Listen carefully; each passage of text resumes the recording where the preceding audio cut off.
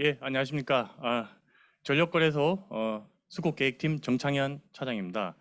금일 그 에너지 신산업 혁신공유대학 이렇게 수강을 많이 해주셔서 대단히 감사드리고요. 저는 이제 그 전력거래소라고 해서요, 그 전력 산업의 중추기관입니다. 그래서 저희가 저기서 한 20년 정도 근무를 했고요. 그리고 그 전력 개통 부분만 제가 계속 그 업무를 담당하고 있습니다. 그래서 금일 그 수업은 1시간 30분 정도에서 11시 한 40분, 45분까지 끝내고 나머지 질의응답을 좀 받고요.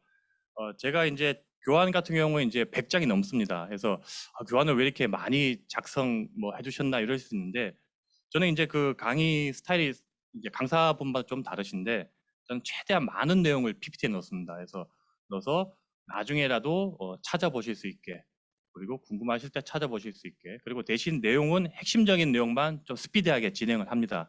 왜냐하면 아무래도 그 오프라인이 아닌 이상 세부적인 설명까지 하기에는 좀 시간상 부족하지만 그래도 최대한 많은 내용을 전달해 드리기 위해서 전반적인 내용을 넣고요.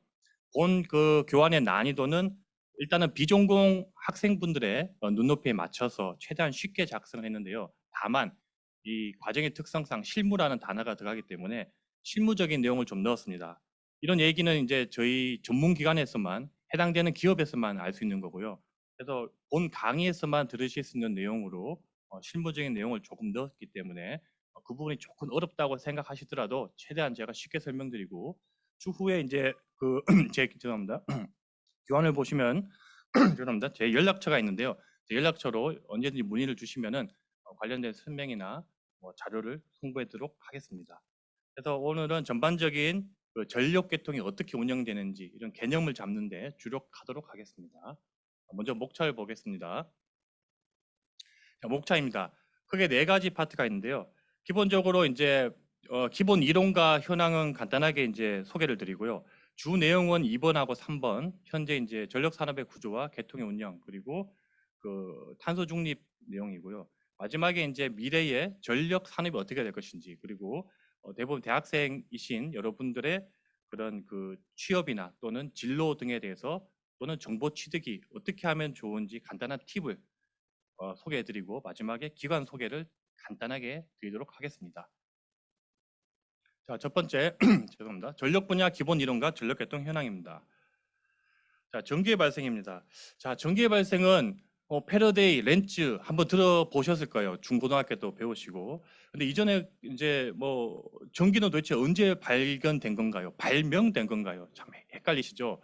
기본적으로 전기는 그 BC 600년경이죠. 이 탈레스, 그리스의 탈레스가 이 마찰 전기를 발견했겠죠. 왜냐면 그 당시에도 이렇게 섬유가 부딪히거나 하면은 치직하는 전기가 나오니까. 그래서 공식적인 문헌으로는 BC 600년 탈레스가 이 마찰 전기를 발견했다고 나오고요.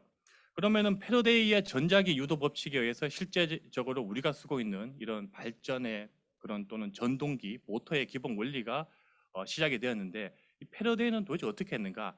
근데 패러데이 바로 직전에 그 웨르스테드라고 있습니다. 1820년에 이쪽에서 그 당시에 도선이 이렇게 전류가 간단한 회로가 지나가는데 이 도선 옆에 있는 나침반이 움직이는 거예요.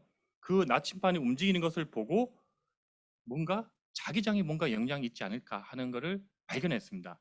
그것을 본 패러데이가 실험을 한 것이죠. 여기 보시면은 코일에 유도되는 코일이라는 게 있죠. 밑에 그림을 보시면은 이 코일이 있습니다. 이 코일이 감아 놓는데 자석을 위아래로 움직이니까 뭔가 발생이 되는 거예요. 그래서 이 표현은 이렇습니다. 코일을 관통하는 좌속의 시간적 변화의 비율에 비례한다. 어려운 말이죠. 제가 읽는 그대로 적었습니다. 보면은 dt분의 d 세타죠. n은 이제 도선의 수고요. 이 세타가 자속입니다. 시간에 비례해서 이제 이런 식은 많이 보셨을 텐데 쉽게 얘기하면은 코일하고 자석 간에 뭔가 움직이면은 전류가 유도된다는 것을 발견한 것이죠. 여기서부터 시작이 돼서 그 이후에 렌츠라는 분이 렌츠가 그럼 이 도대체 어떻게 하는지를 보다니까 이 방향을 또 설정한 거예요. 그래서 렌츠는 마이너스 붙죠. E는 마이너스 N의 DT분의 D세타 해서 방향은 좌속을 변화를 방해하려는 방향이다. 이렇게 설명을 했습니다. 그래서 뭐 여기서는 패러데이 전자기 유도 법칙이 가장 중요한 것이고요. 뭔가 도선이 감겨진 곳에 자석을 움직이면은 전류가 유도된다.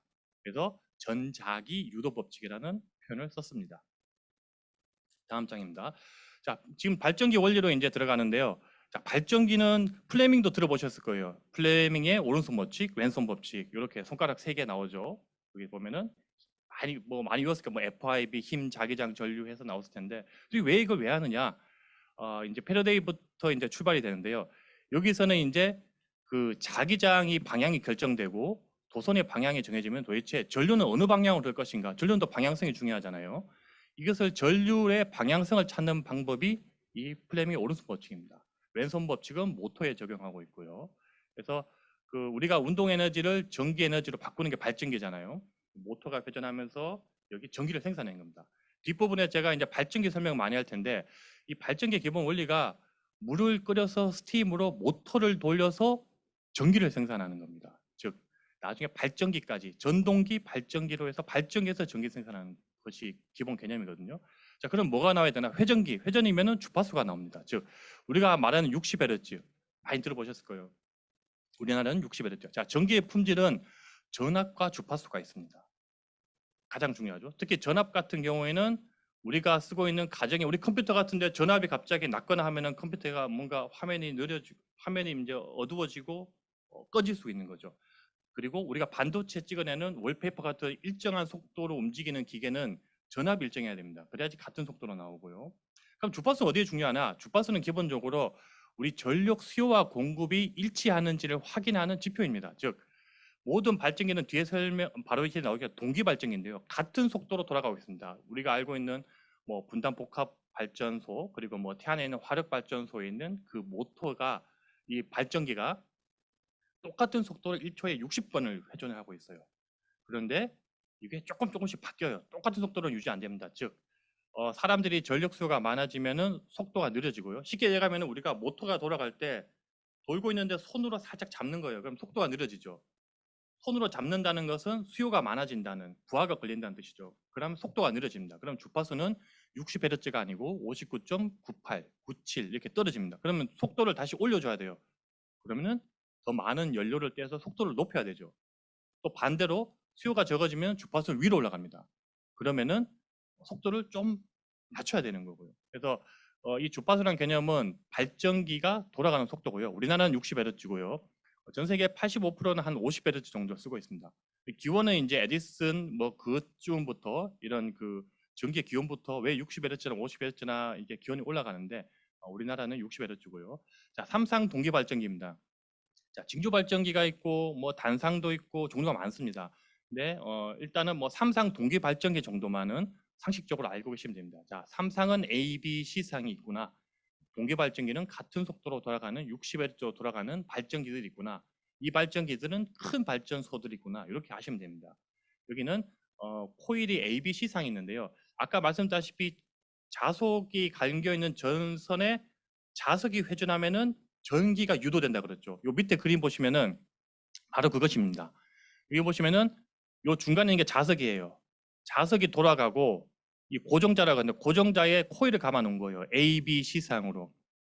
그리고 자석이 돌아가면은 전기가 유기가 돼요. 전류가. 여기 보시면은 이게 죄송합니다. 이게 3상이거든요. 3상이 A, B, C상이 이 120도의 이 ABC 상이 120도로 이렇게 벌어져 있거든요. 하면 3상이 위상차가 나서 이렇게 쫙 바뀌는. 그래서 이런 설비가 발전소에 다 들어가 있습니다.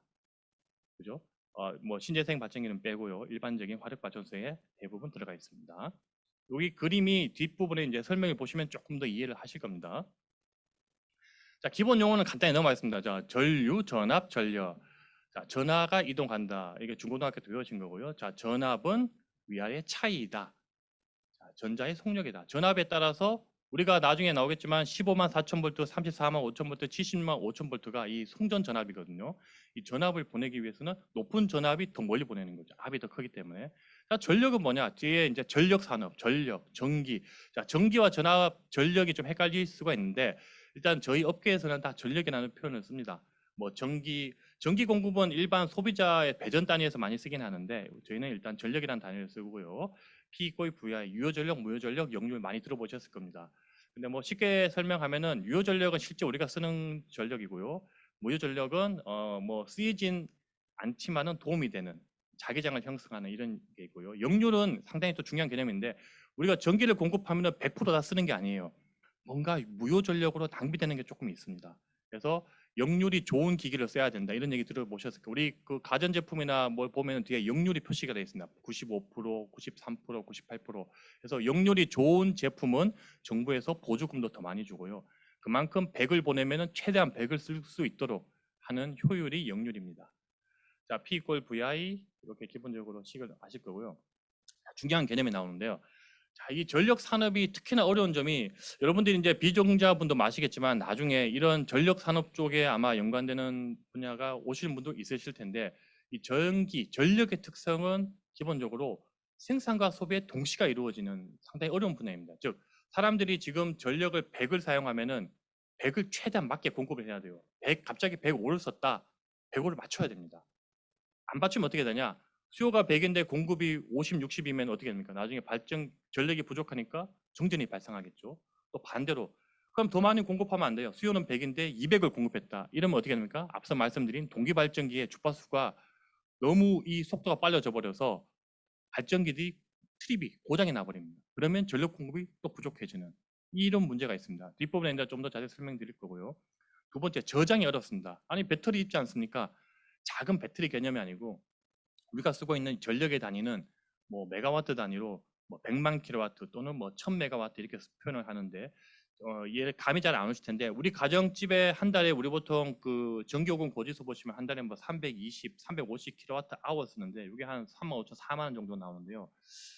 지금 이 순간 서울로 치면은 뭐 강남구가 1시간 동안 쓰는 전력량이 약 한 150만 많을 때는 뭐 170만 킬로와트까지 100만 킬로와트가 넘습니다. 엄청난 큰 양이죠. 그래서 그 정도 사이즈 개념인데 그런 전력을 공급해주고 하는 게 이 전력망이고요. 이런 큰 전력은 배터리로 저장이 안 됩니다. 물론 뒤에 ESS 같은 있지만 ESS도 용량이 작아요. 보통 10메가와트, 20메가와트, 10메가와트, 20메가와트 정도 사이즈면요.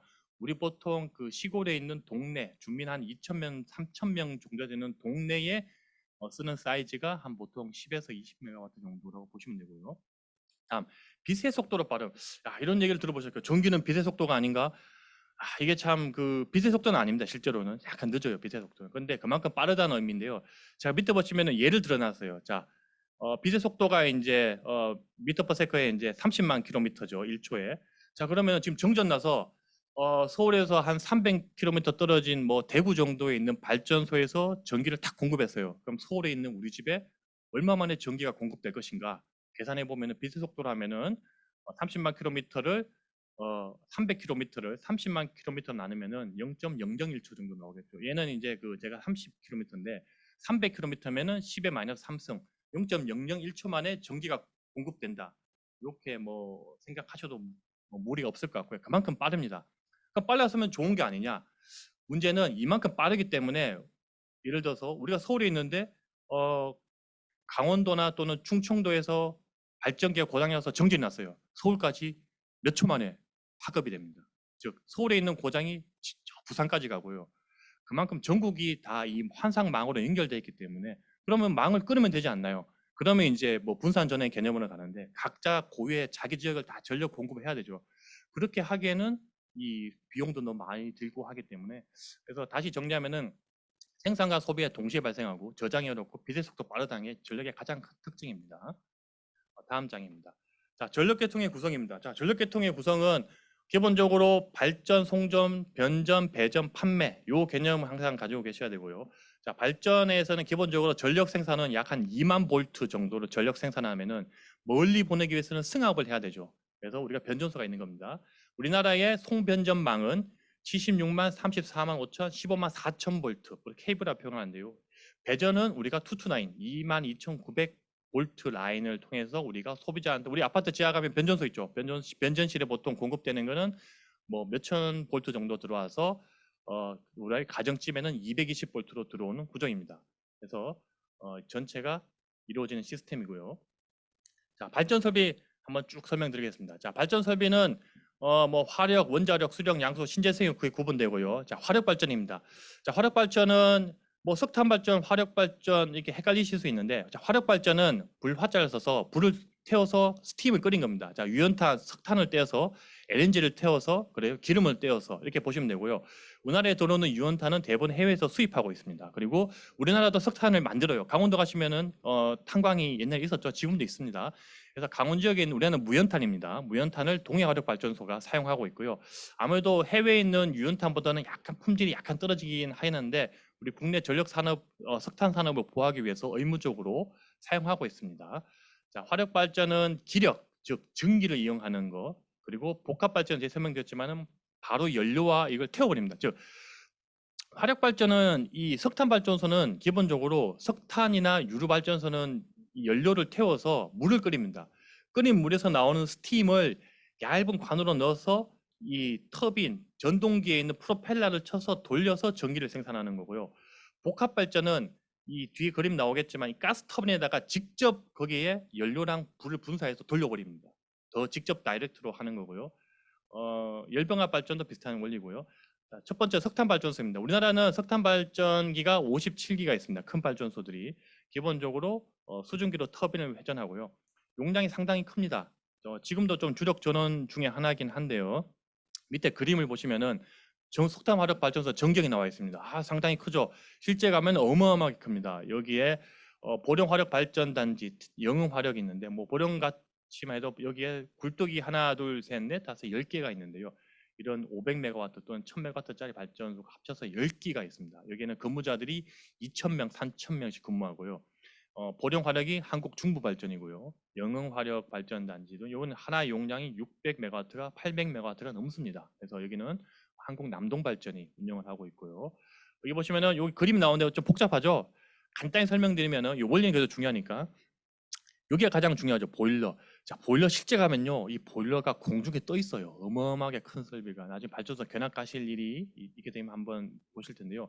이 보일러 안에서 석탄을 태워서 요 위에 빨간 관이 보이죠. 여기에 물이 흐르고 있어요. 이 관을 데펴서 여기에서 나오는 이 스팀을 가지고 여기 나오는 저 터빈을 가동시키는 겁니다. 터빈을 돌려서 터빈을 돌리는 이 축이 발전기랑 연결돼 있어요. 아까 패러데이 법칙에서 보셨던 이 자석에 있는 축하고 연결돼 가지고 코일이 감겨진 고정자 안에 회전자가 돌아가고 전기가 생산됩니다. 이런 설비는 이제 최대한 아끼기 위해서 여기서 수증기가 있으면 물이 나오겠죠. 기화가 되기 때문에 물이 나온 걸 다시 회수해서 쓰고 그 다음에 석탄 찌꺼기를 이쪽으로 모아서 굴뚝으로 그냥 내보내면 안 되고 환경이 중요하기 때문에 황성분, 질소 성분을 다시 최대한 붙여서 회수를 해서 굴뚝으로 스택으로 나가고요. 여기는 연료를 수송해서 이쪽으로 수송을 해주고요. 즉 연료 수송, 그 다음에 터빈 돌리고 보일러에서 물을 끓여서 나오는 연기를 내보내는 어마어마한 설비들이 이 안에 다 들어가 있는 것입니다. LNG 발전입니다. LNG 발전은 가스터빈, 요 그림 가스터빈 그림 보이시죠? 아주 상당히 고난이도의 기술이고요. 아까 말씀드린 그 화력 발전은 보일러 안에서 물을 스팀이 있는 파이프라인에 물을 끓이는데 여기서는 물을 안 끓이고요. 터빈을 직접 축을 돌려버립니다. 이 프로펠러를. 그러면은 어떻게 돌리냐? LNG랑 불을 붙여서 그냥 바로 돌려버립니다. 그래서 직접 연소시켜서 터빈을 회전하고요. 자, 복합 발전은 뭐냐?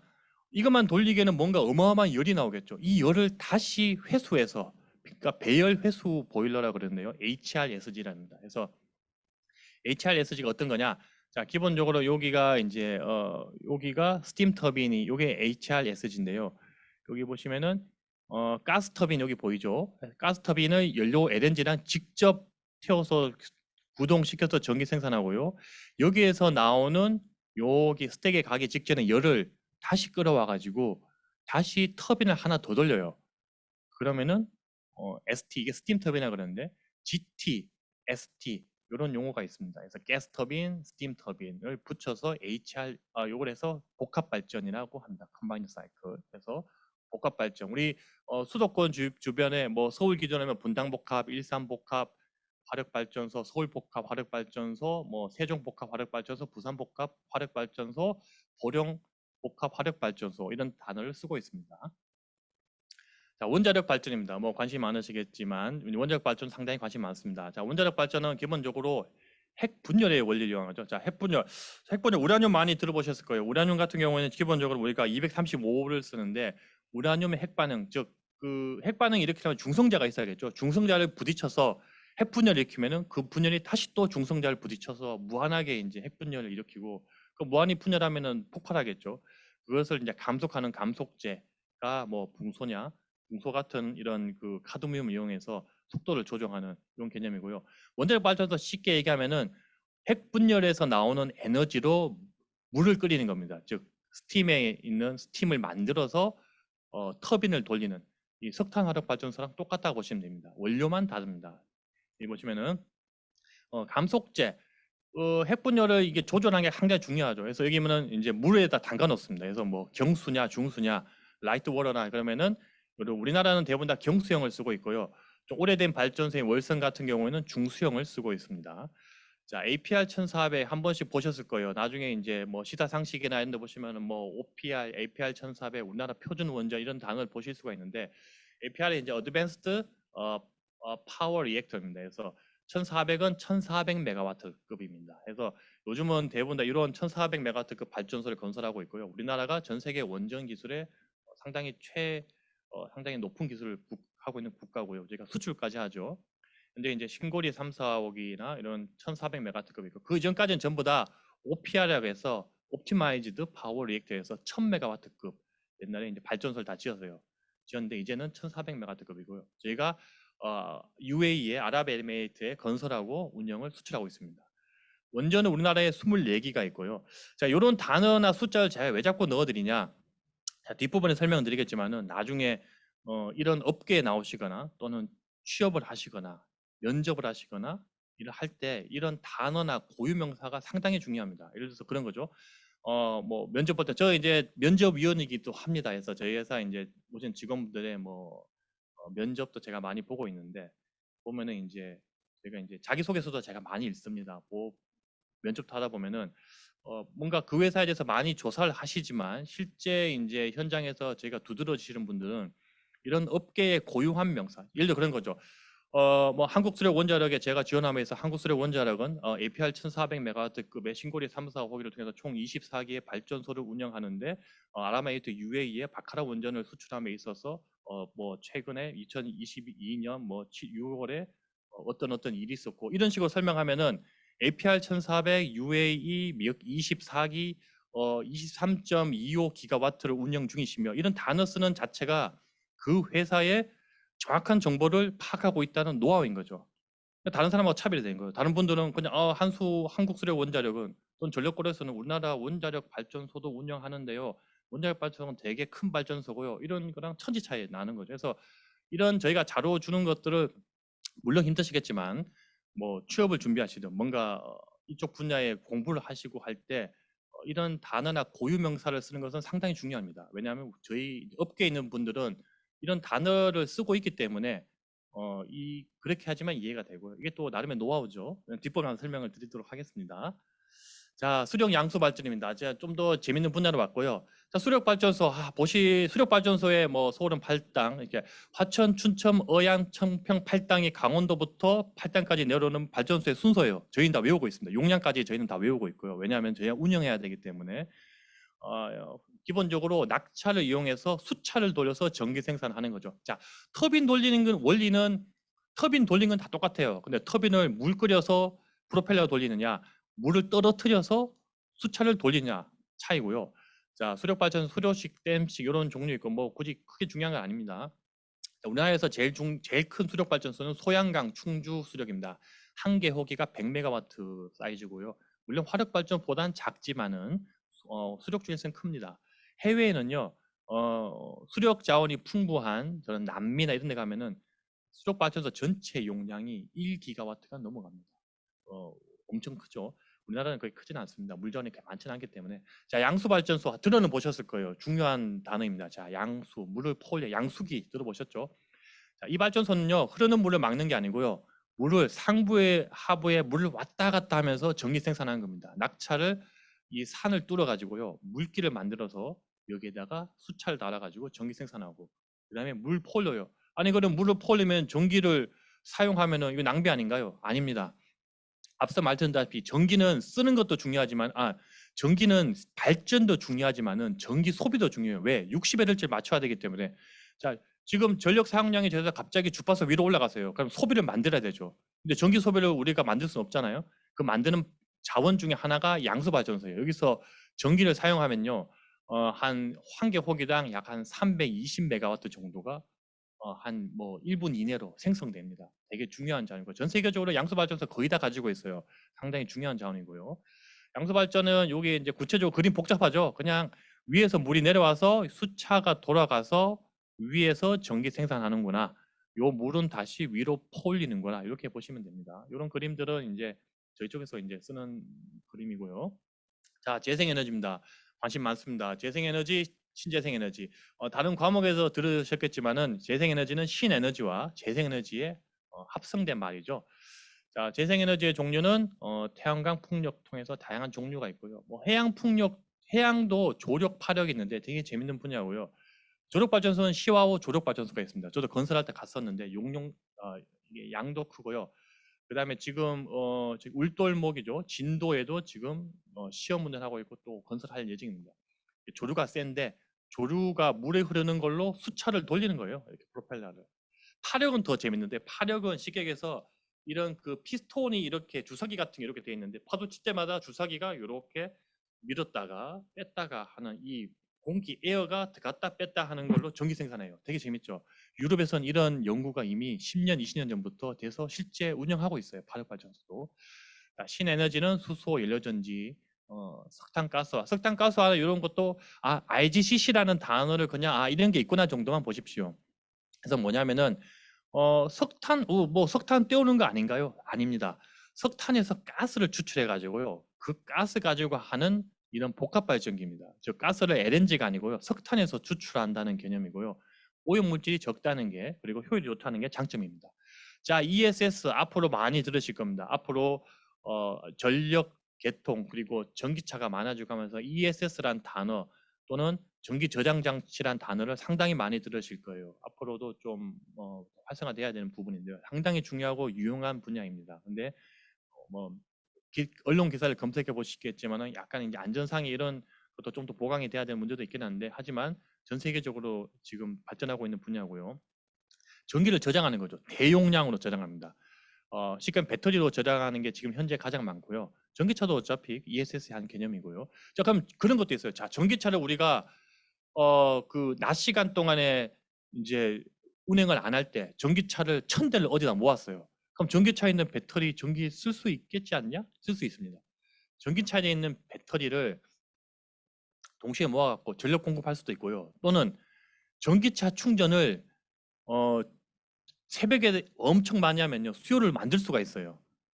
아까 얘기했다시피 양수발전소처럼 전기 생성도 할 수 있고 소비도 만들 수 있는 게 그런 전기차입니다.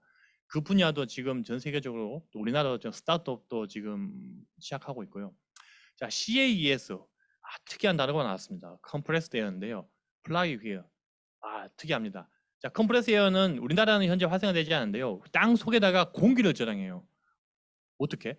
이 공기를 왜 쓰냐? 이 공기에 나오는 얇은 관으로 넣어서 이것도 터빈 돌려서 터빈만 이 회전축만 돌려주면 전기는 무조건 생성되는 거예요. 이 축을 공기로 돌려주는 거예요. 공기를 어디다 저장하느냐? 풍선이 아니고 땅 속에다 저장합니다. 신기하죠? 그러면 땅 속이 어떻게 공기가 새지 않나요? 그래서 이제 좀 중요한 게 이 지층이 중요합니다. 암석층이나 공기가 잘 안 나가는 이런 좀 밀폐도가 좋은 지질이 돼야 되는데 미국 쪽에 이런 괜찮은 지역이 있어요. 그래서 이미 좀 상용화 돼 있고요. 우리나라는 특정 지역밖에 없다는 걸 제가 알고 있는데 이런 개념까지도 지금 발전하고 있어요. 우리가 알고 있는 뭐 단순 화력 이런 게 아니고요. 새로운 기술이 계속 나오고 있다. 플라이휠은 예전부터 나왔던 건데 또 전기 생산하는 습이고요. 슈퍼커패스터랑 초전도 에너지. 새로운 단어 많이 나옵니다. 이게 전기 전야 분야긴 한데 좀 어려운 분야라서 있는 것 정도만 제가 말씀드리겠습니다. 자, 이제 송변전 설비로 왔습니다. 자, 송변전 설비 같은 경우는요. 우리나라는 이제 전기 생산하면은 이제 보내야겠죠. 그게 이제 송전하고 자, 변전은 멀리 보내야겠죠. 그래서 승합을 하는 또 나중에 우리 소비자한테 오기 위해서 강압을 낮추는 이게 변전 설비고요. 보시면 발전소에서 생산하는 약 2만 볼트의 전기를 처음에 76만 5천 볼트, 우리나라는 76만 5천 볼트도 있고요. 다른 나라 가면은 뭐 800 케이블, 그다음에 1000 케이블도 있습니다. 중국 가면은 용량이 더 나라가 큰 나라는 멀리 보내야 되잖아요.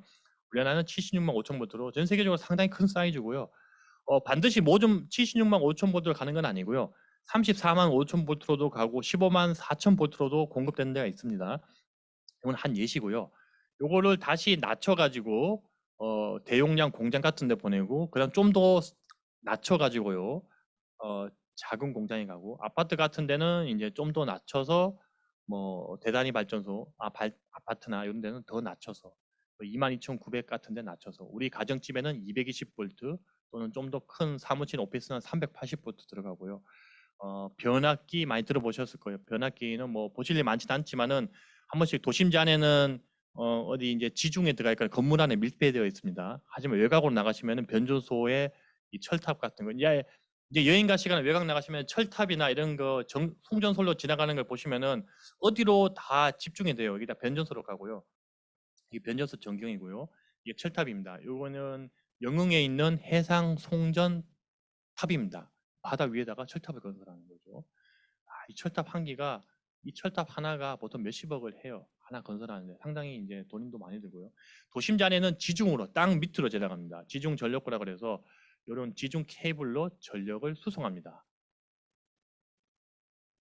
자, 우리나라의 설비 현황입니다. 우리나라는 이 발전 설비가 설비 용량은 세계 10위권입니다. 우리나라 GDP랑 약간 비슷하죠. GDP가 우리가 12, 11위 정도 되는데 작은 나라에 비해서는 상당한 규모고요. GDP 좀 비례하고요. 중국이 가장 크고 그다음 미국 이렇게 되고 국가 크기로만 봐도 우리나라는 상당히 큰 축에 속하고요.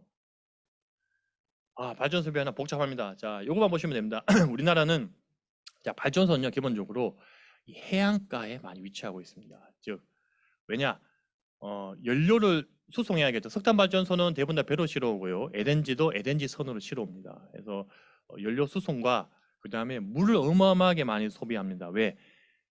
이 물을 일단 끓여야 되고요. 그다음에 엄청나게 나오는 열을 식혀야 되기 때문에 원자력 같은 경우에는 냉각수 뭐 원자력은 이제 원료는 많이 보셨겠지만 후쿠시마 같은 경우에는 그런 그 냉각수 펌프가 고장이 나서 원자로가 용융이 돼서 폭발한 케이스죠. 그래서 바닷가 옆에 냉각수를 바로바로 물을 퍼올려야 하기 때문에 필요한 거고요.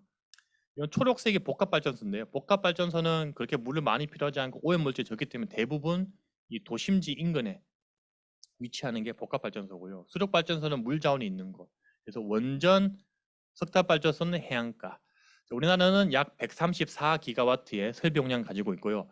우리나라의 넘버원 발전 설비는 LNG, 그다음 석탄, 신재생, 원자력 순입니다. 이건 상식적으로 많이 알아두시면 상당히 좋은 거고요. 도움됩니다. 자, 또 비슷한 거죠. 면적을 볼 때 우리나라의 발전 설비 구성은 LNG가 약 31%를 구성하며 석탄이 28%, 신재생이 18.5%, 원자력이 17.3%를 구성하고 있는데요.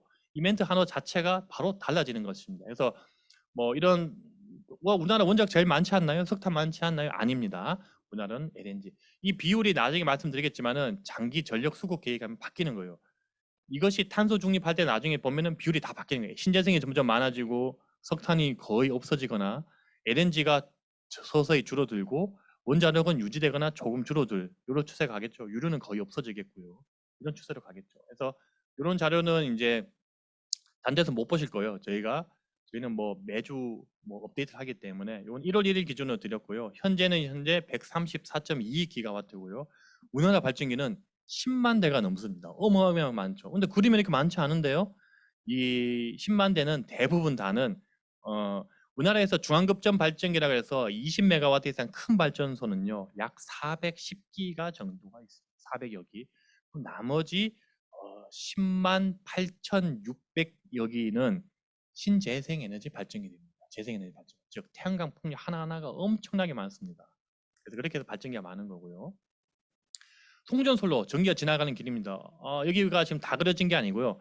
15만 4천 볼트 이상의 송전망만 그린 게 현재 이 정도고요. 우리나라는 세계적으로 상당히 복잡한 전력 계통입니다. 그래서 기본적으로 이렇게 수도권 주변에 복잡하게 돼 있고, 자 여기 주황색이 70만 5천 볼트인데 멀리 송전하고 있죠. 즉 부산에서 생산되는 전기, 강원도에서 생산되는 전기가요 수도권까지 갑니다. 특히 강원도랑 충청도는 수도권 전력 공급이 상당히 많고요. 경상도와 전라도는 지역 소비가 거의 비등비등합니다. 100을 생산하면 거의 한 95 정도 소비되고요. 나머지가 수도권 가고요. 수도권 발전소 아니면 많이 못 짓죠. 뭐 땅값도 비싸고 그다음에 뭐 환경적인 영향, 뭐 님비 같은 현상도 있고 옛날에 기시중만 5.5도 송전소를 건설할 때 이제 밀양 사태 내는 상당히 좀 쉽지 않습니다. 왜냐하면 이제 주민들의 그런 수용성, 그다음 반발, 뭐 환경 단체 비용도 많이 들고요. 자, HVDC 신기하게 나왔습니다. 하이 볼테지 DC 라인인게요. 전 세계적으로 많이 설치되어 있습니다. 즉 우리는 교류를 쓰고 있는데 교류로 다 보내죠. 근데 직류도 보내요. 아니 직류로도 보낼 수 있죠. 과연 이제 옛날 에디슨이 처음 전기를 만들어서 뭐 직류냐 교류냐 그 차이인데 우리는 좀 장거리 송전소나 특이한 경우에는 DC 직류로 전기를 보내고 있습니다. 이런 것도 상식적으로 육지에도 여기 지금 하나 있어요. 해서 육지랑 제주 간 육지에도 DC 라인이 있구나 정도만 보시면 되고요. 그래프가 나왔습니다. 자, 여기서는 그냥 요 정도 보시면 돼요. 매년 전력 사용량 피크 1년 중에 전력 사용량이 얼만큼 가장 많냐인데 작년에 한 91기가와트가 나왔는데요. 한 2주 전에 7월 7일 날 기사를 보셨는지 모르겠는데요. 2022년 7월 7일 17시에 약 93기가와트, 요게 91.1기가와트거든요. 메가 다음이 기가니까 93기가와트 신기록이 나왔습니다. 올 여름철에 언론에도 계속 나왔을 겁니다. 그래서 그게 이제 매년 달라요. 여름철에 나올 수 있고 겨울철에 나올 수도 있는데 요번에는 여름철에 나왔고요. 이번 겨울이 또 돼봐야죠. 그런 이유는 뒤에 설명드리도록 하겠습니다. 그래서 뒤에 예비율, 예비력 이런 게 나오는데요. 뒷부분에 설명드리도록 하겠고요. 우리가 항상 안정적으로 공급하고 있다는 그런 내용입니다. 자, 전력의 특성 아까 말씀드렸다시피 생산과 소비가 동시에 이루어지고 기준이 상당히 이제 동기발전기죠. 전압도 일정해야 되고요. 그 다음에 또 다른 특징이 건설하는데 어마어마하게 오래 걸리고 돈이 많이 들어요. 우리 보통 거기 원자력 발전소 한 기 건설하는데요. 보통 2조에서 4조가 들고요. 가장 싼 발전소가 LNG 복합 발전인데 한 기 건설하는데 한 500메가와트 가면 한 7천억, 8천억 정도 들어요. 8천억도 비싸죠. 그런데 저희는 싸다고 표현합니다. 보통 양수 발전소도 비싸요. 수력 발전도 비싸요. 왜냐하면 산을 다 깎아야 되고 산을 구멍을 뚫어야 되기 때문에 양수 발전소도 보통 한 3조, 5조 정도 들고요. 건설하는데 8년, 10년. LNG가 제일 빨라요. 보통 한 3년에서 5년 정도 걸리는데. 근데 이런 길게 걸리는 발전소와 어마어마하게 돈이 들어간 발전소인데 3년, 5년 뒤에 걸리는데 그 발전소가 그때 필요할지 낭비가 될지 더 지어야 될지 이걸 결정해야 되는 거예요. 그게 뒷부분에 나올 중장기 전력 수급 계획을 수립하는 거고요. 실시간으로 수요와 공급을 맞춰야 돼요. 그래서 저희가 이 전력 분야는 실시간으로 돌아가는 분야이고요. 동시에 장기적으로도 반드시 수립해야 되고 상당히 중요한 분야입니다. 그리고 중기적으로도 그렇고요. 자, 우리나라 전력 계통의 특징 이건 또 아셔야 됩니다. 우리나라는 세계적으로도 복잡한 전력 계통이고 복잡한 대신 뭐가 장점이냐? 웬만해서는 정전이 잘 안 일어나요. 우리 가끔씩 기사 보면 뭐 뉴욕 대정전, 뭐 미국에 어디에 정전 났네, 유럽에 정전 났네, 남미에 큰 정전 났구나라는 기사 보셨을 텐데 우리나라는 2011년도에 일부 지역에 저희가 순환 단전을 시행한 거 외에는 대규모 정전 난 경우가 72년도에 빼고는 없어요. 왜냐? 우리나라는 국토가 일단 작은 것도 있지만은 다 연결이 되어 있어요. 환상망이 촘촘하게 연결되어 있기 때문에 여기서 전력이 모자라면 다른 지역에서 끌어오면 돼요. 다만 단점이 복잡성이 너무 복잡하다는 거죠. 저희가 운영하기가 상당히 힘듭니다. 자, 우리나라에는 발전 설비가요. 지역적 특성이 때문에 점점 커지고 있습니다. 발전 단지가 커지고 있어요. 왜? 우리 동네에는 발전소가 짓기 어렵거든요. 다 해안가에 지어야 되고 지역의 편제가 심해. 전부 다 강원도, 충청도, 저 오지에 지어야 되고요. 단기가 점점 커지고 있어요. 왜냐면 기술이 발전하고 있는 거고. 자, 송전망 어떻게 되냐? 점점 송전선로 건설이 어려워져요. 그만큼 주민들의 반발하는 게 커지고 있고요. 그 다음에 대전력을 수송해야 되고 복잡합니다. 그리고 또 다른 특징 우리나라는 아일랜드 계통이에요. 이것도 상식적으로 아셔야 됩니다. 우리나라는 다른 나라와 전력 계통과 망이 연결되어 있지 않습니다. 이게 무슨 말인가요? 우리가 유럽 여행이나 미국이나 가면은 다른 주, 다른 국가들과 전력 망이 다 연결돼 있어요. 송전솔로가. 그래서 모자라면 다른 나라에서 가져오기도 하고 남는 거를 팔기도 해요. 우리나라는 뭐 북한밖에 연결 안 돼 있죠. 북한하고도 우리가 개성공단에 전력을 뭐 주는 경우도 있는데요. 우리나라가 일본, 러시아, 중국하고 연결할 수 있는데 현재는 안 돼 있는데 본 자료는 안 나오지만 동아시아 슈퍼그리드라 그래서 나중에 한번 검색해 보십시오. 동북아 슈퍼그리드라는 단어를 치시면은 우리나라가 러시아, 일본, 중국하고 전력 개통을 연결하는 계획이 뭐 장기적으로 되어 있습니다. 그래서 서로 모자란 전력을 주고받고 하는 것도 계획하고 있고요. 자, 이런 제한 사항이 많은 게 뭐냐면 이게 나중에 개통 제약이라는 고유 명사를 사용합니다. 당연히 중요한 단어인데 constraint인데요. 뭐 congestion, constraint에서 개통 제약이라는 단어를 써서 이것이 전력 개통이 어려운 이유입니다. 수요와 공급이 이제 계속 안 맞고 운영이 어려운데 여기 그림 보시면은 남는 이게 화살표가 전력이 흐르는 방향인데요. 우리가 북상 전력이라는 단어도 사용합니다. 북쪽으로 올라가고 있는 전력.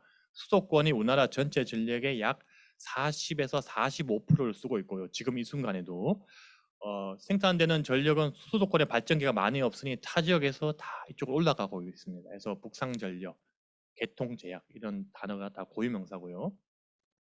다음 장입니다. 자, 뭐 요 본 챕터 1의 끝페이지인데요. 우리나라 전력 개통의 역사입니다. 우리나라 전력 개통의 역사를 보시면은 1879년 에디슨 이후에 건천궁이죠. 상식 퀴즈 많이 나오죠. 1887년에 나와서 현재까지 이런 제가 그림을 넣어봤습니다. 그래서 2001년 이후에 이제 2001년도에 전력산업 구조 개편에 그래서 이제 수직 독점 체제에서 이런 발전 그리고 배전, 변전, 판매를 이제 발전 부분에 이제 분할이 됐고요. 저희 전력거래소가 전체 전력 시장과 전력망을 중립적으로 운영하는 기관이 이제 발족이 되었고요. 뭐 여담이지만은 뭐 그런 얘기를 해요. 에디슨이 전구를 백열전구를 발명해서 도대체 우리한테 어떤 영향을 미쳤는가? 우리 직장인들에게, 우리 학생들에게 우스갯소리로 야근하고 야자가 시작됐습니다. 그래서 에디슨이 전구를 발명해서 우리의 생활이 힘들어진 거예요. 과거 중세 시대 때는 해 떨어지면은 밥 일찍 먹고 자고 아침에 일찍 일어나는 아주 건강한 생활을 했는데 현대 이런 성인병이 에디슨부터 됐다는 우스갯소리도 있습니다. 그래서 본 챕터 1이 끝났습니다. 네, 우리 강사님 이제 여기 첫 번째 챕터에 대해서 아주 재미있게 얘기 잘 들었습니다. 네, 우리 바로 앞 페이지에서 설명을 하셨는데 우리나라 전체의 전력 상황에 대해서 또 전력 공급에 대해서 이렇게 좀 얘기해 주셨는데 우리 학생들 혹시 질문이 있으시면은 질문을 여기서 간단하게 한번 해주시면 좋겠고요. 이따가 또 끝나고 나서도 여러분들 또 질문할 시간이 있습니다. 자, 제가 바로 그 앞에 19페이지였나요? 우리나라 그 전력이 북상하는 형태로 지금 되어 있는데 혹시 제주도는 어떻습니까? 제주도는 자급으로 지금 되고 있는 건지 아니면 육지에서 송전을 해줘야 되는 건지 거기에 대해서만 잠깐 좀 말씀 좀 해주시고 다음 챕터로 좀 넘어가 주시면 좋겠습니다. 예, 아주 좋은 질문이십니다. 자, 그 그림 한번 보여드리겠습니다. 여기 보시면은 HVDC. 자, HVDC 라인이 왜 있느냐? 제주가 모자라기 때문에 보내주려고 만든 거예요. 이게 언제 건설됐냐면은 한 80년대부터 건설돼서 지금 2개가 있는데 자, 제주는 관광지이기 때문에 발전소를 많이 못 지어요. 뭐 석탄 발전소 지을 수 없죠. LNG는 복합 발전소랑 그다음에 다 신재생입니다. 그러면 제주 수에는 관광객은 많아지고 점점 전력 공급은 많아지는데 발전소는 건설 못 하죠. 땅도 없고 육지에서 받았었습니다. 근데 지금은 상황이 어떠냐? 신재생 발전소가 너무 많이 들어와 갖고요.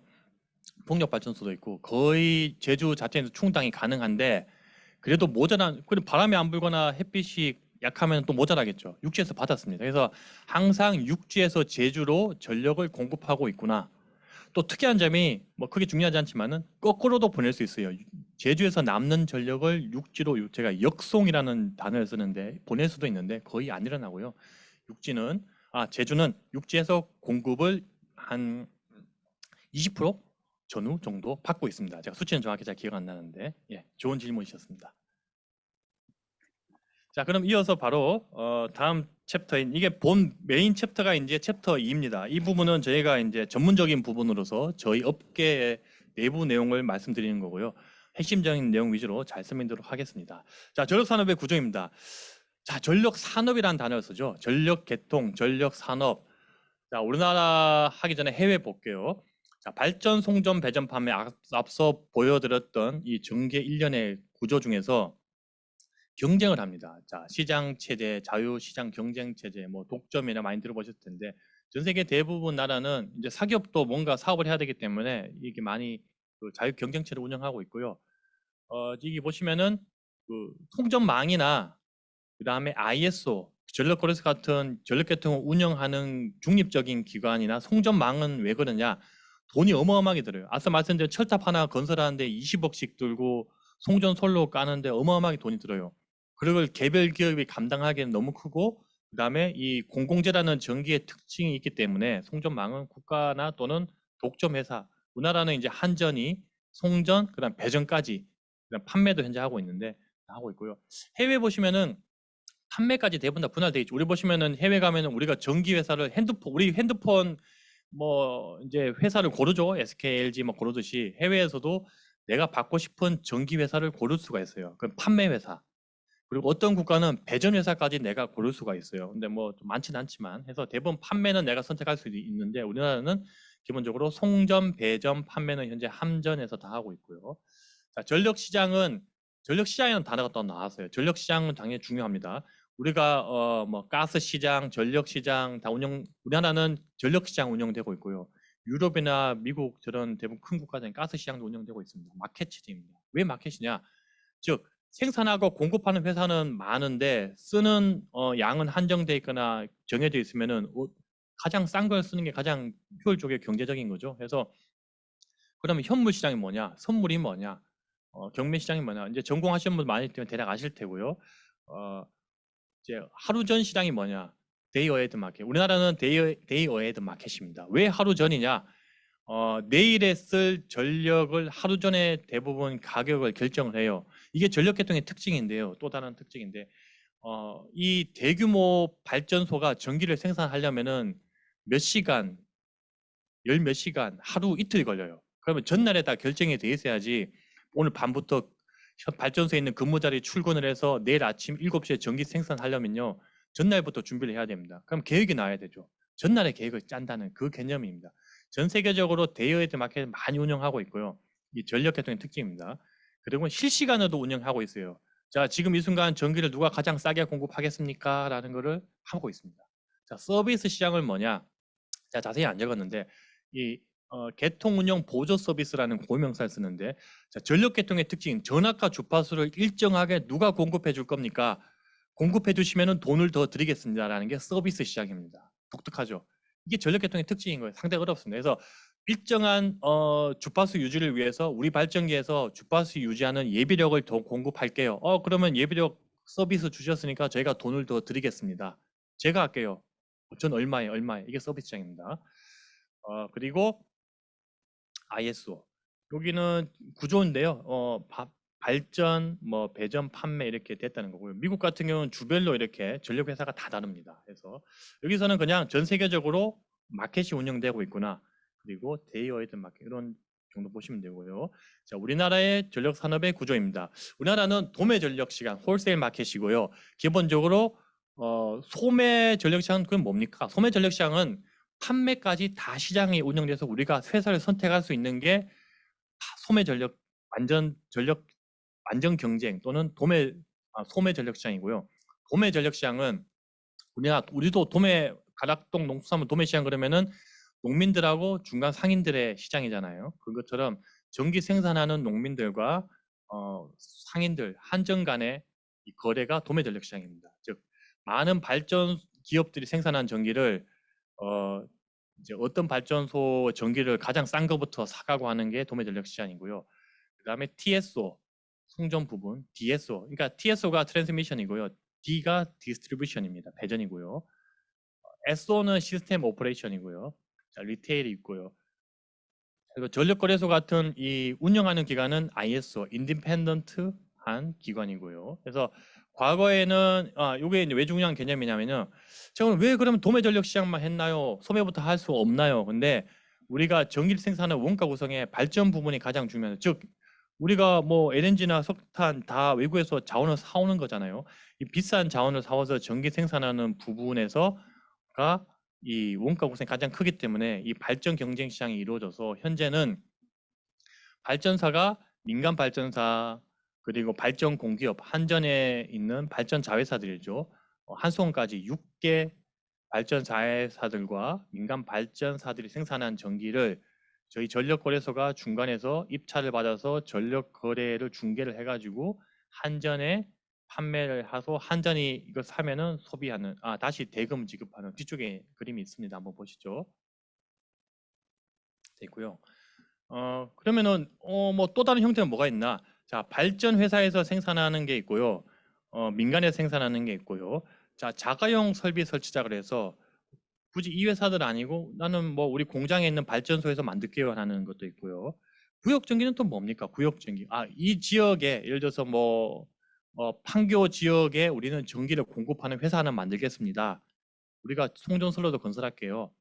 우리가 생산되는 전기와 열도 판매할게요. 전기 생산하다면은 스팀도 나오고 하잖아요. 우리가 난방, 우리 지역 난방공사, 지역 난방 있잖아, 다 그겁니다.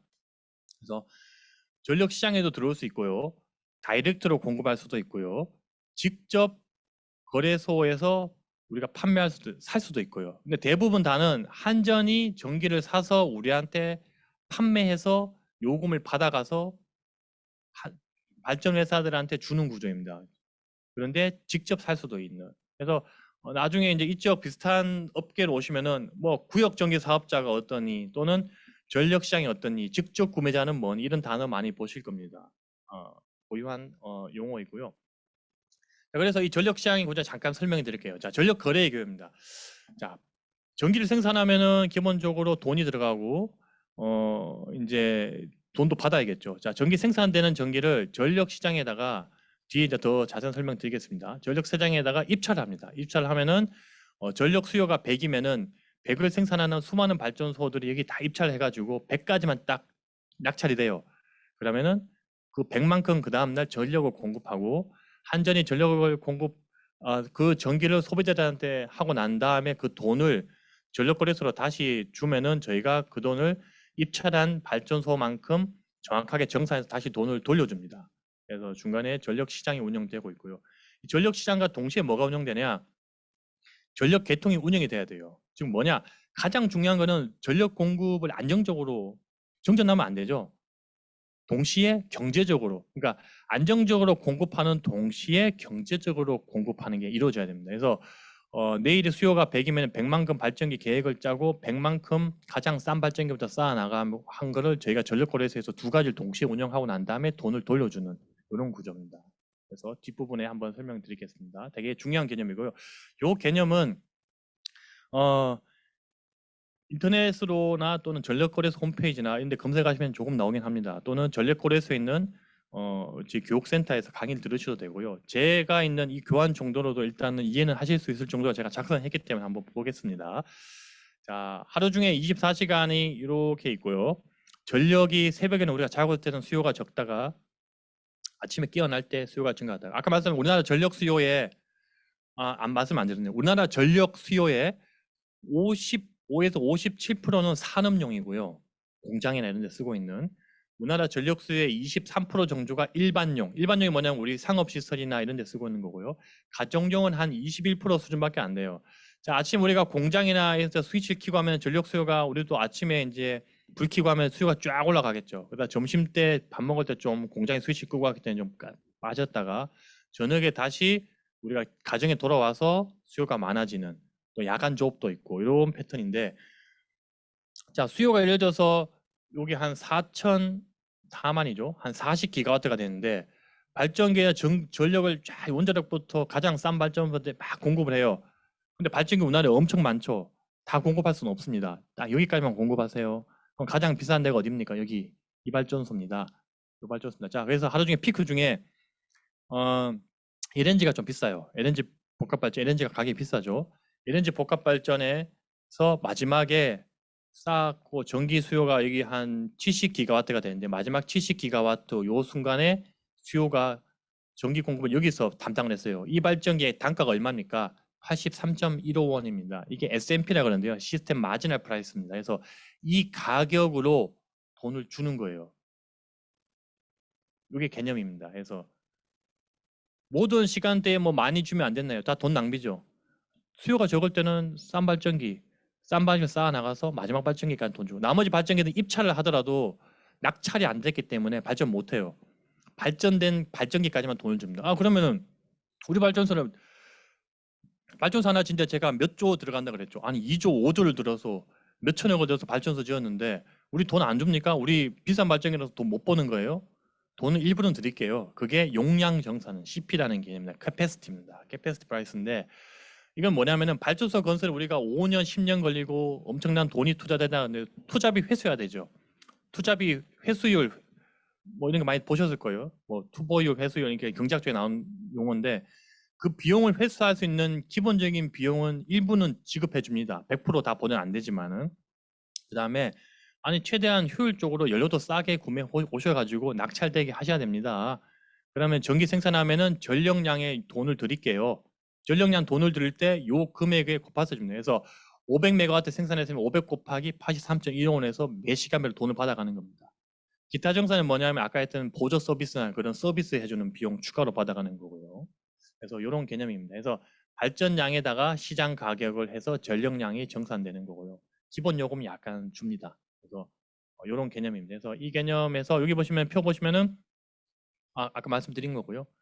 그래서 하루 중에 가격이 얼마. 그래서 저희 전력거래소 홈페이지나 여러 가지 보시면 오늘의 S&P가 얼마인지 S&P라는 용어 씁니다. 제가 여기는 적지 않았는데 S&P나 또는 전력 가격 치면은 매 시간별로 이 가격이 낙찰되는 걸 보실 수가 있어요. 전 세계 웬만한 데 가면은 다 보실 수 있습니다. 왜냐하면 대부분 이런 책이 운영되기 때문에. 다음 잠시만요. 예. 자, 전력 거래 규모입니다. 자, 이런 금액이 도대체 1년에 얼마가 됩니까? 상당히 크죠. 자, 전력 거래 규모가요. 지금 1년에 55조입니다. 55조. 상당히 큽니다. 그래서 이 돈이 전부 다 뭐 쓰이는 금액이니까 뭐 거래가 돈이 왔다 갔다 하는 거고요. 우리가 실제 전력 공급할 때 쓰이는 비용은 요거보다 약간 적습니다. 그리고요. 전력 거래량 테라와트 아워 이 정도 한 55조 정도만 이렇게 기본적으로 뭐 좀 아시면 괜찮고요. 근데 전력 시장이 또 이게 뭐죠? 수요 자원 시장인데요. 자, 앞에 말한 것은 제가 에너지 시장이라고 보였죠. 에너지 시장, 전력량 시장인데 수요 자원 시장은 도대체 뭡니까? DR, 수요 자원 시장. 검색해 보시면 엄청 많은 자료 나옵니다. 상당히 중요한 또 내용이고요. 자, 우리가 전력 생산도 중요한데 아니 그러면 사람들이 왜 소비를 줄일 생각 안 합니까? 전기 아껴야죠. 중요한 개념입니다. 자, 우리가 소비를 아낄 테니 돈을 주세요. 소비를 아끼시면 돈을 더 드립니다. 이게 DR 시장입니다. 전 세계적으로 많이 운영되고 있고요. 자, 수요 자원 시장이라서 우리가 소비자가 감축하면 돈을 주는 이것도 낙찰돼야 됩니다. 그래서 DR 시장이라는 게 있고요. 이 정도 수요 자원 시장이라는 개념 정도만 파악하고 있으면 상당히 좋습니다. 다음 REC 거래시장. 또 REC는 이게 무슨 용어인가요? 많이 들어보시고 엄청나게 많은 자료 나고 현재 실시간으로도 REC 가격을 보실 수가 있습니다. 자, REC는요 RPS에서 출발했어요. RPS를 제가 적어놨나요? 여기 있네요. 리뉴어블 포트폴리오 스탠다드인데요. RPS라는 제도가 상당히 중요한 제도입니다. 전 세계적으로 대부분 운영하고 거의 10년 넘었습니다. 자, 신재생 에너지를 의무적으로 공급하게 하는 거예요. 누구한테? 500메가와트 이상 매연을 석탄 발전소 이런데 오염 물질을 많이 생산하는 발전소나 설비들은 반드시 신재생 에너지 발전소, 태양광이나 풍력 설비를 건설하세요. 우리 건설하고 싶은데 돈도 없고 땅도 안 되는 그러면은 건설 못 하겠으면은 그만큼 비용만큼 어디 신재생 발전이 남는 회사나 그런 데서 사오세요. 그게 REC입니다. 공급 인증서를 사와야 돼요. 이런 회사에서는. 즉 우리 발전소에 석탄 발전소 옆에다가 태양광이나 풍력을 짓는데 다 못 지었어요. 의무량이 있습니다. 100을 지어라 그랬는데 70밖에 못 지었어요. 나머지 30은 사와야 돼요. 어디서? REC 거래 시장에서 사와야 됩니다. 이건 누가 파느냐? 신재생 에너지 발전 사업자분들이 팔아요. 즉 그래서 우리가 태양광 사업자분들이 돈을 뭘로 버냐? 자, 태양광으로 생산된 전기로도 돈을 벌고요. 이 돈은 한전이 주든가 거래소가 주든가 합니다. 여기다가 REC를 또 팔아요. 1 REC당 1REC를 이 마켓에다 올립니다. 누가 사갈래요? 경매가 이루어집니다. 그러면 우리 석탄 발전에서 사가겠습니다. 3만 원에 사갈게요. 1REC를 이렇게 합니다. 물론 플러스 알파도 좀 있긴 한데, 그래서 이게 REC 거래 시장입니다. 이거 재밌는 분야이기 때문에 한번 찾아보시고, 기본적으로 탄소 중립, NDC, RPS, REC는 한 세트입니다. 같이 움직여지는 거기 때문에 어렵죠. 어렵지만 요즘은 거의 상식처럼 쓰는 단어이기 때문에 좀 많이 알아두시면 좋습니다. 자, 소규모 전력 거래 중개 시장, 뭐 크게 지금 이제 좀 활성화되려고 하고 있는 마켓인데요. 개념 정도만 알아두시면 되고요. 소규모 전력, 즉 태양광 풍력 같은 작은 자원들을 모아서 저희가 공동으로 뭐 좀 이렇게 마켓도 들어가고 할게요. 요거 사업자가 사람 작은 자원을 모아서 사업을 해보겠다는 정부에서 활성화 사업으로 하고 있는 것이고요. 소규모 시장이고요. 개념 정도만 보겠습니다. 다음, 직접 PPA, 더 어려운 단어가 나와요. 이것도 개념 정도만, 이런 게 있구나 정도만 보시면 돼요. 자, PPA가 뭐냐? PPA를 제가 적어놨나요? 여기 있습니다. 파워 퍼체이스 어그리먼트라 그래서 이 내가 생산되는 전기를 판매 회사, 한전한테 직접 판매한다는 개념이고요. 전력 시장 안 거치고. 그런데 그 중에서도 직접 PPA도 있고 간접 PPA도 있긴 한데, 이제 직접 PPA라 그래서 이거는 한전도 안 거치고요. 그 생산되는 전기를 사용자, 즉 공장이나 기업에서 재생에너지 사업자한테 바로 전기를 사오는 거예요. 한전 안 거치고. 어렵죠. 그냥 이거는 최근에 작년 10월에 제도 시행된 거기 때문에 최신이기 때문에 나는 유용하게 쓰실 수는 있어요. 뭔가 뭐 이쪽 분야의 취업이나 이런 거 하시거나 할 때 이제 뭐 이런 거를 면접 같은 거 준비하실 때 직접 PPA 제도가 작년부터 시행이 되었는데, 대신 공부는 하셔야겠죠. 물어보실 수가 있기 때문에. 그래서 간단한 정도는 아시면 좋습니다. 자, 이제 전력 계통의 운영이 이제 좀 더 전문적인 분야로 들어가겠습니다. 앞부분에 전력 시장을 말씀드렸고요. 자, 전력 계통의 운영입니다. 전력 계통은 이런 생산부터 소비까지 종합적으로 공급하는데요. 자, 중요한 개념 나왔습니다. 공급 신뢰성, 경제성, 전기 품질, 환경 보존. 뭐 당연한 말은 아닌가요? 당연하지만 이 개념이 상당히 중요합니다. 자, 공급 신뢰성, 전기를 나지 않게, 경제성 가장 싸게, 전기 품질 전압과 주파수 일정하게. 이게 과거의 기본 개념이었어요. 그런데 2018년 그죠? 2018년부터 8차 전력 수급 기본계부터 환경이 중요한 화두로 이제 의무적으로 들어갑니다. 이 환경은 미세먼지, 온실가스죠. 특히 온실가스가 많은 NDC, 탄소 중립 이 부분이 이제 공식적으로 전력 부문에 들어왔습니다. 다음 장 보시겠습니다. 자, 그럼 전력 계통 구성이 뭐냐? 제가 한번 이렇게 주요한 키워드만 적어놨는데요. 뭐 수요, 예측, 전력 수급 이런 게 있는 단어 정도만 보시면 되고요. 크게 전력 계통은 수급 운영. 자, 전기 어떻게 발전할 것인가, 경제적으로 생산할 것인가, 송전망 운영, 전기 어떻게 안정적으로 운영할 것인가, 이게 두 개의 메인 축이고요. 그 다음에 전력 시장이 동시에 운영되고 있고요. 방금 말씀드린 환경도 생각해야 된다는 그런 개념을 보시면 되고요. 계획은 장기, 중단기, 실시간 동시에 이루어야 되는 게 전력 계통의 특징이죠. 큰 설비, 오랜 기간, 큰 돈, 실시간으로 주파수 유지해야 되고 공급해야 되고, 그러면 기준하고 신뢰도 지켜야 됩니다. 자, 기준과 신뢰입니다. 법이 있고요. 규칙이 있습니다. 요거만 보시면 돼요. 전력시장 운영 규칙이 있구나, 이런 게 있구나. 이게 고유명사입니다. 신뢰도 고시가 있구나, 고유명사입니다. 여기 보시면 됩니다. 전력계통에서 가장 크게 중요한 두 가지는 신뢰도 고시와 전력시장 운영 규칙입니다. 뭐 규정보다는 이 두 가지가 메인이고요. 이 두 가지 기준에 의해서 전력계통이 운영되고 있습니다. 자, 계획의 순서입니다. 장기, 실시간까지. 자, 장기는 향후 10년 이상의 계획을 수립하는 거예요. 그리고 연간, 월간, 주간, 일간 이렇게 계획을 다 세워야 돼요. 왜냐? 전기업 분야의 특징입니다. 수요와 공급이 일치해야 되고 건설하는데 오래 걸리고 발전기의 정비 뜯고 하는데 며칠씩 몇 달씩 걸리고 수천 명이 일하고 돈이 왔다 갔다 하는 큰 마켓이죠. 시장, 개통, 설비. 그래서 계획이고요. 여기에 발전, 송변전 계획을 다 세워야 됩니다. 자, 연간, 월간, 주간이고요. 크게 앞서 말씀드린 전력 수급, 전력의 공급, 그리고 송전망이라 그래서 송전망을 어떻게 운영할 것인가 계획이고요. 이제 환경도 생각해야 됩니다. 이게 두 개가 연, 월, 주간, 일간까지 와서 실시간으로 운영을 하고 있습니다. 지금 이 순간에도 뒷부분 설명드리겠습니다. 자, 목적입니다. 자, 신뢰성을 전력 공급을 안정적으로 하고 친환경적으로 하기 위해서 안전성과 적정하게 공급되는지를 다 봐야 되고요. 자, 중요한 개념입니다.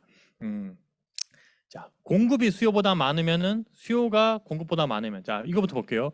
우리가 전력을 우리가 지금 100을 쓰고 있는데 90밖에 80밖에 공급이 안 돼요. 지금 이 순간 실시간이죠. 주파수가 떨어진다 그랬죠. 아까 동기 발전기의 속도가 이제 느려지는 거예요. 모터를 붙잡는 거예요. 힘을 주니까. 뭐 전기 모자라죠. 큰일 납니다. 빨리 전력 공급해야 되고요. 자, 장기적으로 10년 뒤에 수요가 100이라고 생각했는데 발전소 건설이 70밖에 안 됐어요. 그 문제가 생기는 거죠. 또 반대로 장기적으로 수요가 100이라고 생각했는데 수요가 50밖에 안 걸렸어요. 100만큼의 발전기를 건설했는데 어떻게 됩니까? 발전기가 놀아요. 또는 출력을 100% 못 내고 70밖에 못 내는 제약이 걸리는 거예요. 이게 돈 낭비죠. 어마어마하게 이제 기업은 손해를 보는 거고 어렵죠. 자, 실시간으로 수요는 100인데 공급은 150을 갑자기 공급해요. 이것도 문제입니다. 그럼 발전기가 확 빨리 돌아요.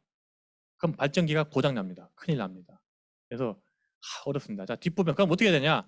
수요와 공급을 맞춰야 됩니다. 항상 지금 이 순간에도 실시간으로 그리고 장기적으로도 최대한 미래의 2034년에 우리나라 전체 전력 공급이 예를 들어서 오늘 금요일 날 또는 우리나라 전체 전력 공급이 뭐 1년 중에 가장 높은 날이 뭐 100기가와트가 나올 거다. 그러면은 110이나 120을 준비를 해야 돼요. 100만큼 딱 맞게 하면 그것도 문제죠.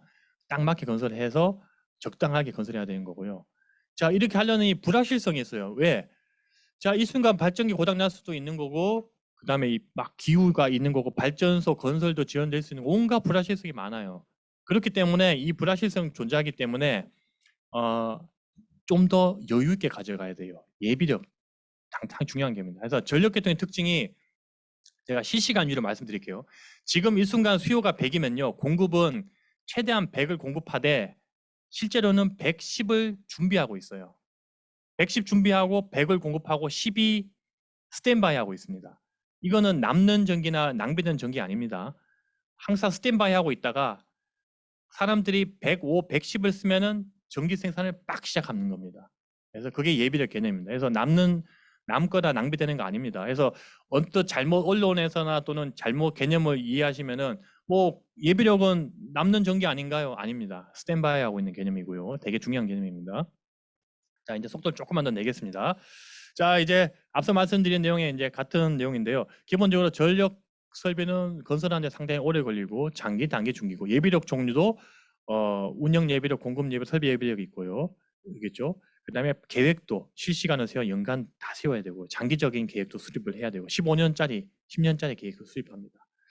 자, 이게 장기 전력 수급 기본 계획이라고 이제 많이 들어보셨을 거예요. 매 2년마다 향후 15년간의 계획을 수립해요. 자, 올해 아마 10차 전력 수급 기본 계획이라는 말이 나올 겁니다. 그래서 언론에서 이제 슬슬 나올 거고요.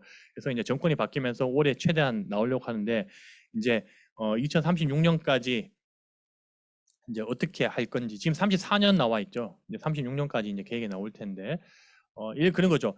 현재 구차인데요. 2034년에 우리나라 전체 설비 용량은 125기가와트가 될 것이고요. 125기가와트에는 신재생이 얼만큼 될 것이고요. 석탄 얼만큼 될 것이고요. 그럼 왜 125기가와트 설비 용량을 예측합니까? 그때쯤 되면은 우리나라 전체 제일 전력 사용 많은 게 102기가와트 정도가 될 겁니다라고 예측하는 거예요. 그 예측은 어떻게 합니까? 전문가 그런 거죠. 경제 성장률도 들어가고 기후도 예측해야 되고 모든 산업의 총망라해서 예측을 합니다. 거의 신의 영역이긴 합니다. 왜? 2034년에 전기 사용 얼만큼 할지 누가 알겠어요, 그죠? 쉽지 않습니다. 당장 내일의 수요 예측도 어려운 상황인데, 그죠? 그래서 이 전력 분야가 수요 예측을 신의 영역이라 그래요. 그런데도 우리나라가 상당히 이제 높은 수요 예측 오차, 그러니까 낮은 수요 예측 오차율을 갖고 있어요. 전 세계적으로 거의 탑 수준인데요. 자, 수요 특성입니다. 이런 특성은 기본적으로 상식적으로 아시면 좋고요. 기본적으로 전력 수요는 계절별 수요가 있고 요일별 수요가 있는데요. 자, 계절별로는 요게 그 겨울철은 오전이 피크가 나오고 요건 상식적으로 아셔야 됩니다. 자, 겨울철은 하루 중에 오전 10시나 11시 사이에 하루 중에 전력 수요가 가장 높습니다. 왜냐? 아침에 우리가 춥기 때문에 난방기를 켜고 공장을 켜기 때문이고요. 자, 여름철에는 당연하듯이 오후에 피크가 나오는데 과거에는 14시에서 15시였는데요. 이제는 16시에서 17시에 하루 종일 거의 피크가 많이 나옵니다. 그래서 점점 이제 왜냐 이제 태양광 얘기할 텐데 태양광 때문에 죄송합니다. 피크가 약간 바뀌었어요. 그래서 피크가 약간 바뀌었고요. 그래서 아까 물을 마셔서 그런가 봐요. 그래서 다음 요일별 수요 특성입니다. 요일별 수요는 월화수목금 토일인데 월요일이 다르고 화수목금이 비슷하고 토요일이 다르고 일요일이 달라요. 그래서 이런 특성 한번 보시고요. 다르구나 하는 특성. 자, 더 커브. 이제 상식적으로 또 알아야 될 쉽게 나와요. 그래서 더 커브는 태양광이 많아지면서 생긴 전 세계적인 현상이고요. 낮 시간대 태양광 발전이 많아지면은 그럼 발전이 많아지면은 좋은 거 아니에요? 좋은 겁니다. 태양광 발전이 전력 수요를 깎는 것처럼 보이는 이런 현상이에요. 그래서 우리가 전력을 석탄 발전에서 공급을 하지만은 동시에 낮 시간대 태양광 발전이 엄청나게 많이 공급을 하면은 이 공급한 게 이제 실시간으로 다 계량은 안 돼요. 그러면은 이 공급되는 게 눈에는 보이지 않지만은 수요를 이렇게 깎는 것처럼 보여요. 지금 뭐냐? 발전기 공급이 아니고 수요를 깎는 것처럼 보이는 현상을 그리는 게 더 커브라는 표현입니다. 그래서 한번 재밌게 지는 형상이니까 더 커브를 한번 보시고요. 이 더 커브 때문에 낮 시간대에 태양광 발전이 많아지면서 수요가 깎이는 것처럼 그림이 나와서 여름철에 이 저녁 시간대 16, 17시에 피크가 나오는 이유입니다. 그래서 더 커브는 한번 찾아보시고요. 이게 또 다른 문제점이긴 합니다. 태양광이 너무 많아져도 뒷부분에 설명드리도록 하겠습니다. 자, 이제 송전망의 운영 계획인데요. 송전망도 수급과 똑같습니다. 수급 계획과 이제 설비 계획을 장기, 단기까지 다 되고요. 왜냐하면 송전솔로 건설하는데도 상당히 기간이 많이 소요되고요. 경제성과 설비 계획을 세워서 신뢰도를 봐야 되고요. 계획을 세워서 실시간 운영한다. 한번 보시고요. 다음 송전망, 더 어렵습니다. 이거 어떻게 운영해요? 송전망 운영이 더 어렵습니다. 발전 운영보다. 기본적으로 송전망은 전기가 지나가는 길을 계속 만들어주고 감시하고 전압이 올라가는지 봐야 되고 과부하가 생기는지 봐야 되고요. 과도 안정도라는 또 개념도 있고요. 그래서 어려운 말 많이 나옵니다. 그래서 제가 한번 적어봤고요. 그다음에 PSS, RSC란 프로그램을 통해서 검토를 해가지고 실시간 하기 전에 전날에 계획을 세워서 휴전, 송변전 설비도 휴전을 합니다. 한전에서 철탑에 나오는 전기 송전선 끊어요. 그래서 이렇게 공급하는 걸 하고 있고요. 예비력은 짧게 넘어가겠습니다. 아까 말씀한 장기, 단기 예비력이 종류가 있다는 거 정도만 보시면 되고요. 설비 용량, 발전기가 100이 있는데 발전기가 고장이나 정비면은 공급 못하죠. 그럼 20이 빠지면은 80이 돼요. 80이 공급 능력입니다. 그런 개념이고요. 운영 예비력은 이제 하루 중에 예비력이 계속 바뀌어요. 즉 수요가 변동되기 때문에 예비력도 계속 바뀐다 이렇게 보시면 되고요. 가장 싼 발전기부터 비싼 발전기 스택을 이렇게 쌓아 나가서 시장이 운영되고 개통이 운영되고 있습니다. 자, 이제 정리하면은 이제 그 전력은 초 단위로 이렇게 운영이 되는데요. 초 단위로 실제 주파수 바뀌는데 이제 실시간 부분 설명드리도록 하겠습니다. 자, 실시간으로 수요와 공급을 맞추고 있고요. 생산과 소비가 동시에 이루어지는 이런 개념입니다. 그래서 이 저울로 보시면 되고 있고요. 60이 이 기준점입니다. 수요가 많으면은 떨어지고요. 수요가 공급이 많으면 위로 올라가고요. 그다음에 경제적으로 해야 되고요.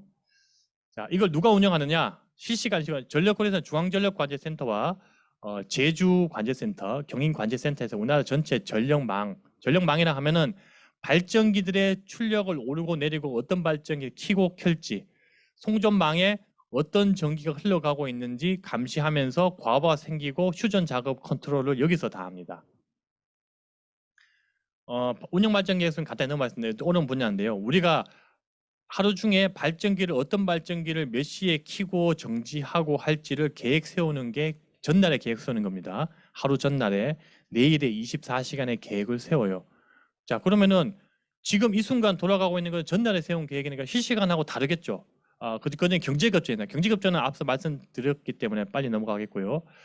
자, 수요 예측이 있습니다. 자, 내일의 수요 예측을 해야 되는데 누가 하느냐?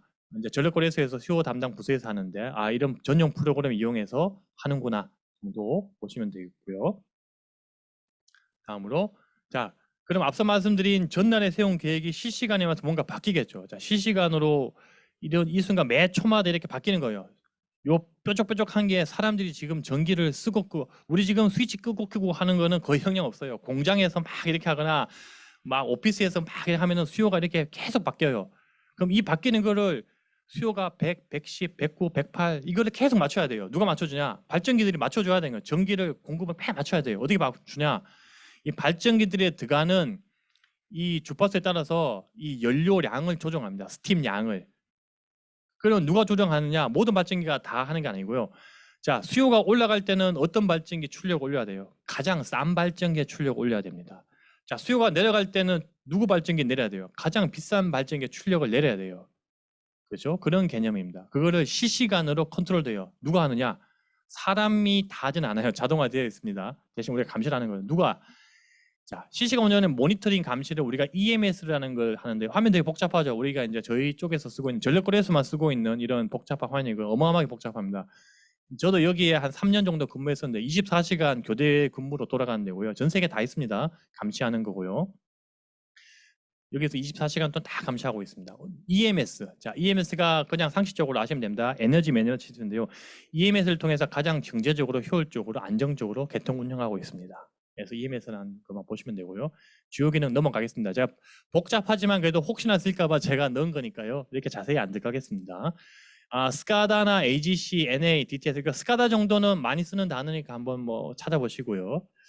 자, 이거 오랜말 나왔습니다. 보호. 요 부분은 제가 최대한 풀어서 제가 말로 해드릴 거를 풀어서 적은 거니까 한번 나중에 보시고요. 전력망도 항상 상정 고장이라는 개념을 통해서 고장 날 거를 미리 예측을 해야 돼요. 왜? 고장이 나면은 수초 수분 이내에 지금 강원 지역에 큰 정전 나면요. 서울까지 수초 수분 이내에 고장이 바바박 터져요. 그거를 미리 차단하기 위해서는 어디 고장 나면 자동적으로 그 지역을 분리시켜 버려야 돼요. 그런 거를 컨틴전시라 그러는데 다 검토합니다. 전 세계적으로. 그걸 방지하는 시스템이 SPS라는 시스템이고요. 자, 전력계통의 보호인데요. 전력계통의 비상사항은 뭐 광역정저, 전개통 정저, 수급비상 여러 가지 자연재해 게 날 수가 있다는 점. 그리고 수급비상 많이 보셨을 거예요. 이것도 상식적으로 관심주의 경계 심각은 국가적인 위기에 다 쓰이는 겁니다. 우리 방역 같은 거 할 때도 뭐 질병이 나면은 현재 주의 단계로 경계 단계로 해서 국가적인 표준입니다. 관심주의 경계 심각은 그냥 외우세요. 전력 분야도 관심주의 경계 심각에 우리는 하나 더 있습니다. 준비 단계라는 게 있는데 왜냐하면 전력이 워낙 빨리 파급이 되기 때문에 해서 전력 분야도 예비력이 부족함에 따라서 수급 비상 발령하는 단계입니다. 언론에도 많이 나와 있으니까 한번 보시고요. 이런 케이스 제가 옛날에 훈련할 때 만든 케이스인데요. 뭐 정전 날 수 있고 사이버 테러 날 수 있고 공급이 문제가 될 수 있고 여러 가지 케이스를 동시 일어나면은 국가가 이제 다 정전되는 거고요. 동시 일어나지 않습니다. 그래서 한두 가지 정도가 발생할 수 있죠. 자, 환경급전 뭐 짧게 넘어가겠습니다. 아까 말한 환경 부분인데 미세먼지 온실가스를 줄이기 위한 대책이 적용되어 있다는 거고요. 과거에는 경제성하고 안전성망인데 이제 환경까지 법까지 다 바꿔버렸어요. 17년에 환경이라는 단어를 넣었습니다. 자, 환경 부분에서는 그럼 전력 부분이 환경 많이 영향 미칩니다. 왜? 발전소는 연료를 태우기 때문에. 특히 석탄 발전인데 석탄 발전은 뭐 나쁘다 그런 표현하기보다는 전력 계통에 상당히 큰 기여하고 있습니다. 전력을 안정적으로 공급하고 주파수를 잘 잡아주는 상당히 좋은 자원이지만 환경이 이제 황산화물, 지소산화물, 먼지, 황산화물, 속스, 녹스 많이 들어보셨을 거예요. 이것도 상식적으로 많이 쓰는 단어고요. 이런 숫자나 이런 걸 제가 많이 넣어드리는 이유가 나중에 다 쓰시라고 넣어드리는 거예요. 이런 자료는 찾기 되게 어렵습니다. 그래서 다 뒤져야 나오는 자료인데 저희가 갖고 있으니까 한번 보시고요. 미세먼지 저감을 통해서 미세먼지 계절 관리제를 하고 있고요. 언론 통해서 많이 나오고 있습니다. 매년 12월부터 다음해 3월까지 국가적으로 다 하고 있는데 전력 부문은 석탄 발전을 줄이는 것을 참여하고 있습니다. 자, 온실가스는 현재 나오고 있는 NDC랑 다 연결되어 있고요. 자, 환경급전이 이제 끝나면은 이제 2장인 전문적인 내용이 끝났습니다. 네. 자, 우리 강사님 아주 빠른 속도로 상당히 많은 부분을 이렇게 터치해 주셨습니다. 네.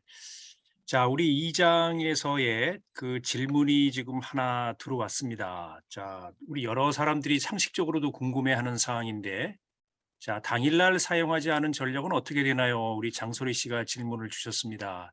여기에 대해서 잠깐 좀 말씀 좀 부탁드리고 다음 3장을 계속 부탁드리겠습니다. 예, 뭐 좋은 질문이고요. 자, 여기서 한번 설명을 드릴까요? 당일날 사용하지 않은 전력이라는 개념이 이제 뭐 물어보실 수 있습니다. 일단 그런 개념은 저희 쪽에 쓰지는 않고요. 자, 우리가 하루에 24시간의 수요를 예측해서 시간대별로 다 해요. 요 시간대별로 수요가 얼마라고 생각하고 시간대별로 발전기 준비를 다 합니다. 그러면은 이 시간 당일날 되면 수요가 100이라고 생각했는데 90이 될 수도 있죠. 그러면은 90만큼만 딱 공급합니다. 그러면 나머지 10은 남는 게 아닌가요? 남는 게 아니고 아까 말씀드렸죠. 스탠바이 하고 있다 그랬죠. 스탠바이 하고 있는 그거는 돈으로 줍니다. 그 대기 비용이라고 주거든요. 당연히 돈을 줘야죠. 발전소는 전기 생산할 수 있는데 우리가 잠깐 멈추세요. 전기 참으세요 하는 거예요. 10만큼 돈을 줍니다. 매 시간 그런 발전기별 다 있습니다. 그래서 그게 대기 대체 예비라 해서 돈을 다 주는데요. 그래서 쉽게 가면 그러면은 남는 거나 이런 전기는 있는 게 아니에요. 그러니까 수요만큼 딱 맞게 전력을 공급하고 있다 이렇게 생각하시면 돼요. 그래서 남는 건 없고 스탠바이 하고 있는 거는 그 사람들의 서비스이기 때문에 저희가 돈을 준다는 이런 개념입니다. 그래서 하루 중에 24시간에 뭐 내일이 계획은 쓸 수 있죠. 내일은 하루 동안 한 200억, 하루에 보통 200억에서 300억 정도 연료비가 뭐 계절마다 다르지만 돈 들어가는데 200억을 준비해 놓고 200억을 다 뭐 사용했네 안 해가 아니고요. 실제로는 그거보다 약간 더 들어가긴 하는데 남는 전기는 일단은 없습니다. 그래서 이해가 되는지 모르겠는데요. 나중에 또 이메일로 문의해 주시면은 뭐 또 답변을 해드리도록 하겠습니다.